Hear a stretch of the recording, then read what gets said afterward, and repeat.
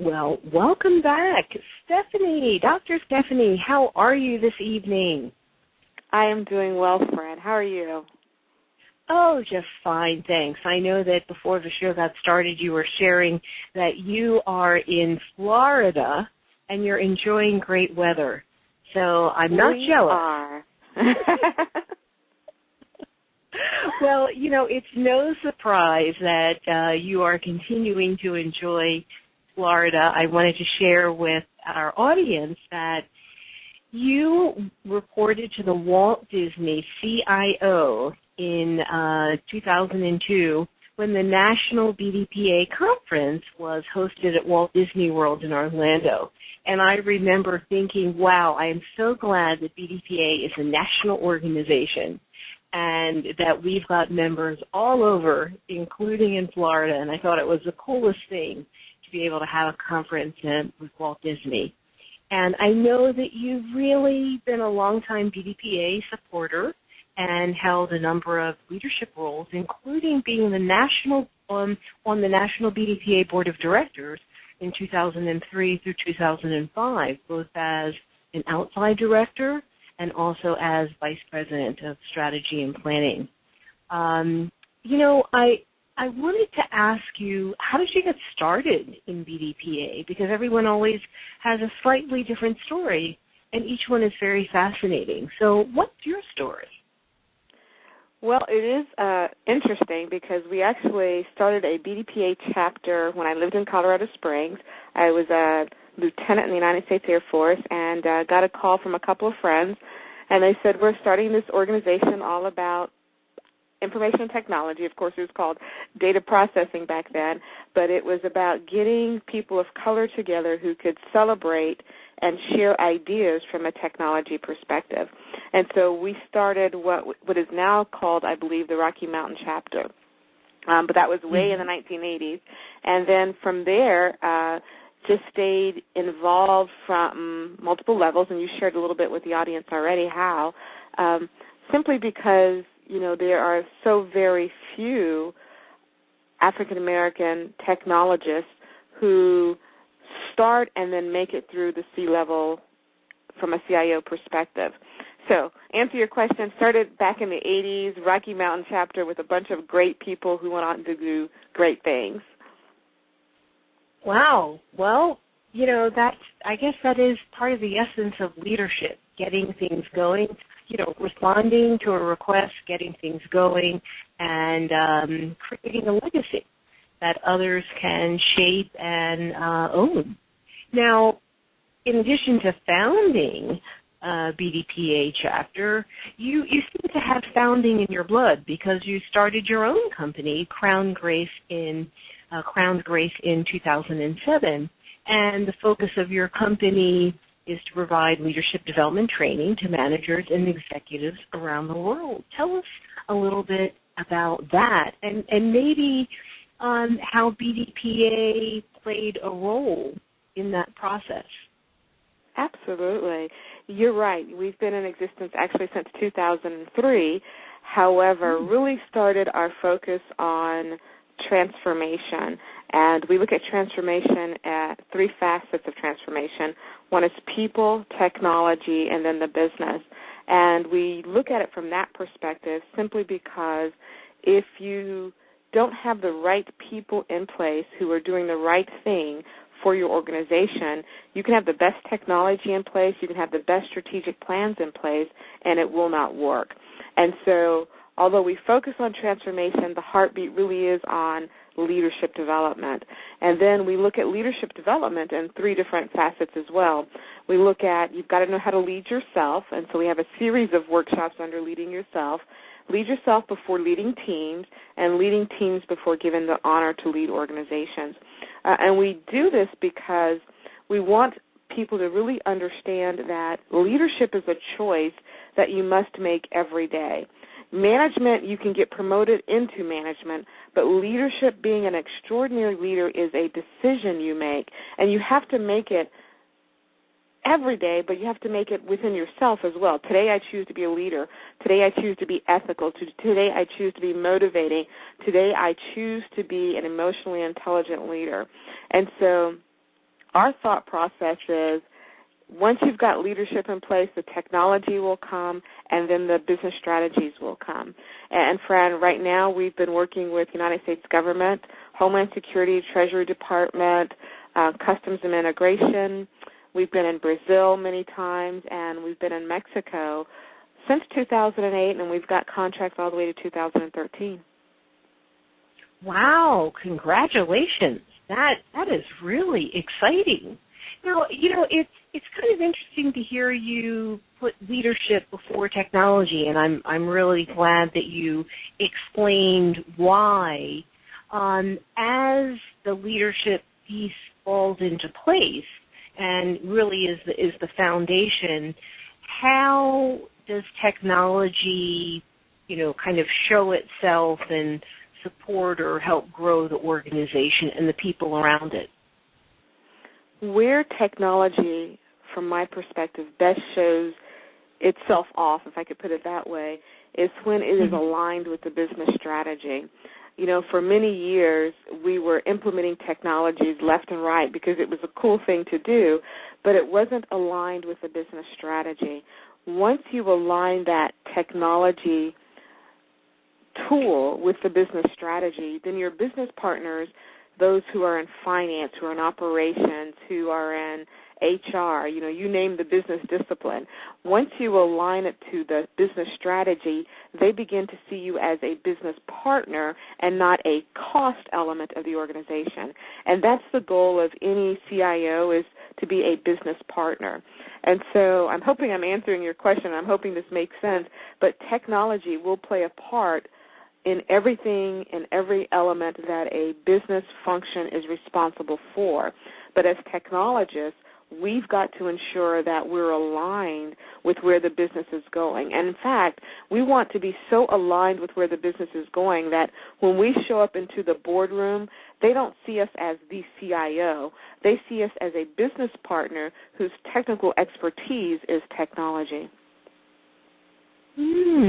Okay, that's a important distinction. So as someone is growing within an organization, what can they do to become more aligned with the business strategy? How do they find out about business strategy if, in fact, their expertise is, mobile apps or programming or something like that? How does someone gain access to the strategy and develop some of these skills that puts them on the path of being a partner within the organization?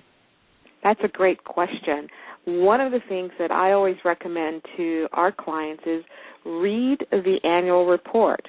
Always understand where your business wants to go from a shareholder perspective. Many companies also have an operational report or an operational strategy. Read that strategy and ask questions about that strategy. Another thing that a person may really want to do is to really start interviewing folks outside of the technology discipline. Go to your operations leader and say, what is it that you foresee the business doing 5 years from now, 10 years from now that's not in the strategy? One of the things that I personally did is that I would actually go out in the field and experience what our clients were experiencing. So, for example, while at Disney, I would go out to one of the parks and take off my vice president hat and put on the hat of someone who was taking tickets or someone who was making pizza or someone who was interacting with the guests, because when I'm doing technology or introducing technology from that perspective, I can do it because I've got the experience. So I'm not reading about what a guest experience was at Walt Disney World. I actually dealt with a guest, and I actually dealt with the folks from a back of desk or a point of service perspective, from their perspective, not the IT perspective. And so, quick answer would be understand where the business is going by reading that that annual report that tells you where the business wants to go from a shareholder perspective. Read that operational report and then get out of your office. Go and outside of technology. Go discover what your customers are experiencing on a daily basis. Let them see that you're interested in what they're doing and not just introducing a technology. Wow. So that really kind of falls in the category of advice that is really very helpful for IT professionals who've developed expertise as a professional so that they can really advance their career and be part of that business or organization that is giving them a check every 2 weeks. Absolutely, and it's not only advancing your career, Franne, I also believe it's protecting your career, because the more people who are aware of you when it comes to table talk discussions, as an executive, I've been involved in several table talks where we're talking about who gets promoted, who's above the red line, and who's below the red line. And in many cases, the folks that were above the red line are those that had more than one voice at the table talk discussions. And so by getting out into the business, you've got more than one person talking about how important you are to the business. So a career advancement, but also career sustainability. Okay. That's helpful. That is really helpful. We're really getting into strategy here, which I love. So I'm going to take a few steps back and kind of link the entrepreneurship, the leadership development back into BDPA, because you've had the opportunity to hold many roles within BDPA, including starting a chapter. And I'm just wondering, from your perspective as an entrepreneur, what are some lessons learned from entrepreneurship that BDPA members, leaders, volunteers might use as they get the best out of BDPA and contribute the best to BDPA? It's a little bit off script, but I'm intrigued as I listen to you, and I feel that because you've had an opportunity to work for, an organization that is known for customer service, people pay to kind of get the Disney way, and you've created your own organization that has an international reach. And as you mentioned, you've got contracts into the future. You know something about sustainability, visioning, and making things happen. So I'm just wondering if you might take some of the lessons learned and share some thoughts that may help BDPA members and leaders. Absolutely. One of the things I believe BDPA and organizations like ITSMF offer us is an opportunity to stretch our wings in a safe environment. And so if you're in technology and you think that you want to do something else, in the second quarter of your life or the third quarter of your life, BDPA, I believe, offers that opportunity, as well as the forum, offers that opportunity that you can take on a different role just to learn a little bit more. Now, what I believe BDPA and ITSMF can do for entrepreneurs is give them an opportunity. Give them an opportunity to compete in some of the smaller contracts, perhaps, that the larger businesses, have had for many years. But to go back to your question, what does BDPA offer the member from an entrepreneurial perspective? Again, it's the opportunity to stretch your wings. And I would recommend that, as we're talking about the high school competition, and we weren't talking about that, but I'm going to drop it in here, but that's another opportunity to introduce entrepreneurism. How can you get the high school competition to introduce the mindset that you might want to start your own business? You don't necessarily have to work for another business, and this is what it means to start your own business. I'm going all over the place, Fran. I am going to come back to answer your question specifically, I promise. Oh, no, this is perfect. This is perfect. We're having a conversation, and folks are eavesdropping and chatting and saying, oh, my goodness, this is wonderful. So continue. Oh, good. But, what I'd really like to see is perhaps, both the Forum and BDPA really provide workshops even on entrepreneurism. But also keep in mind that you don't have to start your own business to have the mindset of an entrepreneur. There's a new term, it's not so new anymore, it's called intrapreneurism, and that really is taking the mindset of an entrepreneur into a corporation. Now, what that does for a corporation, it allows them to stay abreast of the changing technologies. It allows them to be more readily open to receiving innovation, and we know that innovation really is what's going to drive the future. And so if the Forum and BDPA can talk about, well, how do you take the entrepreneurial mindset into the corporation? How do I bring it in as an individual contributor, as a project manager, as a director, a vice president, even a C-level leader? How do I bring that mindset into my organization? Now, when we're in Mexico, we work with several of the government leaders from Mexico, and we have a focus on entrepreneurism because they understand that in order to take their government to the next level, it really has to be from an entrepreneurial perspective, bringing innovation, creativity, and so forth into the organization. And so, again, I would recommend that BDPA and the Forum and all agencies, in fact, look at how do they allow that to happen in their organizations. And right now, because of where we are in the economy, one of the first fears that pops up is change.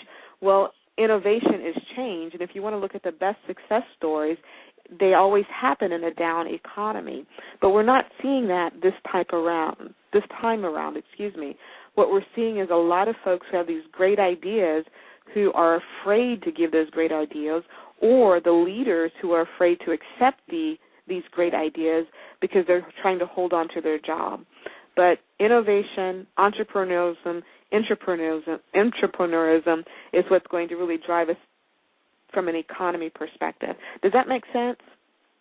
It does make sense, and it's a really wonderful segue. I love how you kind of pulled together a number of components, and I hadn't mentioned the high school computer competition, and the high school students and the college students really represent the chance for BDPA to kind of look into the future, to provide mentorship.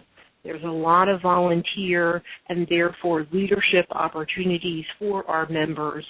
And it is an area that I think a lot of chapters are listening and looking for ways to be creative to respond to.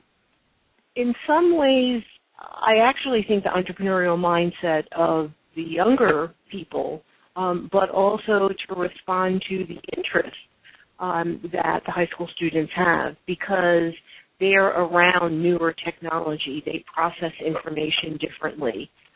What's important to them is slightly different than what's important to some other folks. So you bring up some great points, and I think BDPA as an organization is consistently looking for ways to involve the members, involve the sponsors, involve the volunteers. And unfortunately, when people want to be involved, they can step up. And I guess with the new regional system, there's even more access for people to contribute their ideas and have them shared throughout the region. So it's exciting. And again, I want to congratulate you for, the business that you've created and the opportunities that you've created for people within your organization and your community. So as we wrap up, Dr. Stephanie, what's a final thought that you'd like to share with the audience? And you've given us a lot of things to think about, but what's the final thought? I think the final thought would be that in order to survive, in order to thrive into the 21st century, we really do need to focus on our leadership ability, and it has to start with the individual. And so if you know that you want to be a leader, you choose to be a leader, then get involved in BDPA. Run for the various offices at the chapter level all the way up to the national level. So that would be, the one thing that I would share. I'd also share with your listening audience that, and this is my commercial, friend, that we offer a leadership magazine that comes out the second Tuesday of every month.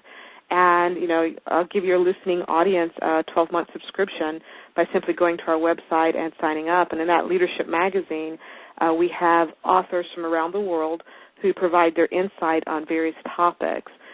So, for example, November's topic was vision to tactics. And so we have about 6 or 7 authors who say, well, this is how we did it. This is how I coach other businesses to do it. And read these articles and take them back to the chapters and have the discussions about what the authors are saying on how to take vision to tactics, and even take it back into your business unit, because that's the only way that you are going to shine if you do want to move forward and ahead and up within your organization. So that was my plug, but I also strongly recommend it. Well, I like how you very directly and in a very sophisticated way included the plug and the offer. So why don't you repeat the website so that people can jot that down? Absolutely. It is crownedgrace.com, CROWEDGRACE. And if you go to, I think it's the third tab over, it says TNFOL magazine, and that stands for the New Face of Leadership. And good. Subscribe. I'm glad you explained that. Like, now, what is that? What does that mean? Yes, that's the New Face of Leadership. Wow. That is great, and that is a very generous offer. I love the action steps in terms of people reading it and finding ways to apply the information to their chapter, to their workplace, to their business, and that's wonderful. So thank you, Dr. Stephanie, for being with us. Have a great evening and a wonderful Thanksgiving holiday, and I'd love to have you back in 2012 as a guest